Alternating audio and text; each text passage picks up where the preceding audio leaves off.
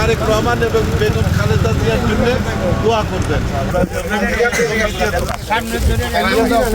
তারেক রহমানের ঈদ উপহারটা গ্রহণ করবেন এবং তারেক রহমান বেগম খালেদা জিয়ার জন্য দোয়া করবেন। যে যেটুকুই পারেন, যারা বাংলাদেশের খেটে খাওয়া মানুষ, অর্থাৎ যারা শ্রমের বিনিময়ে আয় করে সংসার চালায়, তাদের পাশে গিয়ে দাঁড়াবেন, অর্থাৎ জনগণের পাশে দাঁড়াবেন, জনগণকে পাশে রাখবেন।